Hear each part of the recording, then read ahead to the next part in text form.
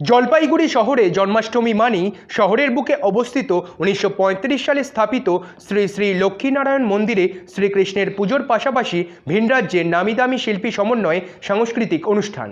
এবার আরজিকর কাণ্ডের জেরে সোমবার জন্মাষ্টমীর সকাল থেকেই মন্দির প্রাঙ্গণে ভক্তদের আসা যাওয়া শুরু হলেও নেই অন্যান্য বছরের মতো সেই উৎসবের মেজাজ। এ প্রসঙ্গে মন্দিরে পুজো দিতে আসা পুণ্যার্থী অমিত ভট্টাচার্য জানিয়েছেন, আমরা এই অঞ্চলের বাসিন্দা।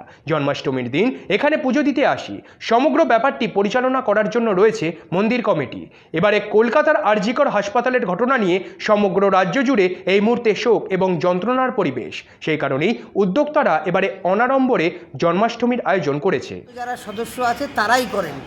আমরা এই পুজো আর্চায় আমাদের শ্রদ্ধা নিবেদন করি এবং উপভোগ করি, কিন্তু এবার আরজিকরের ঘটনা নিয়ে কর্তৃপক্ষ এখানে যারা এই আয়োজন করেন সেই আয়োজনে ভাটা রেখেছেন এই কারণ সারা রাজ্যে শোকের পরিবেশ, কষ্টের পরিবেশ, যন্ত্রণার পরিবেশ।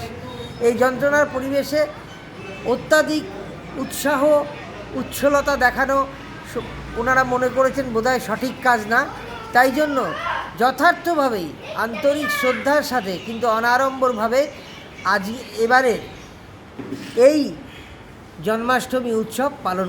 অপরদিকে অন্যান্য বছর জন্মাষ্টমীতে বহিরাগত শিল্পী সমন্বয়ে যে সাংস্কৃতিক অনুষ্ঠান হয়ে থাকে সেটির বাতিল প্রসঙ্গে জলপাইগুড়ি শ্রী শ্রী লক্ষ্মীনারায়ণ মন্দির কমিটির বর্তমান সভাপতি পরমানন্দ সিং জানিয়েছেন, এবারে এই সময় আনন্দ উৎসব করার মতো পরিবেশ নেই বিভিন্ন কারণে, যার মধ্যে অন্যতম কলকাতার ওই মেয়েটি। ও আমাদের ঘরেরই মেয়ে ছিল, ওর সঙ্গে তো এমনটা হওয়া উচিত ছিল না। সেই কারণেই এবার শ্রীকৃষ্ণের পুজো হলেও কোনো সাংস্কৃতিক অনুষ্ঠান করা হচ্ছে না। শারদীয়ার অন্যতম আকর্ষণ সংবাদ শিরোনাম প্রকাশিত শারদ সংখ্যা 2024।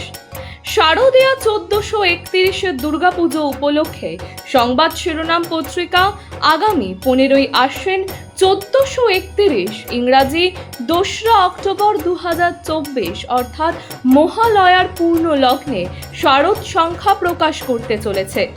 আপনাদের জানাই, এই শারদ সংখ্যায় আপনাদের রচিত গল্প, প্রবন্ধ, নিবন্ধ, ভ্রমণ কাহিনী, কবিতা প্রভৃতি প্রকাশের জন্য আমাদের পাঠাতে পারেন।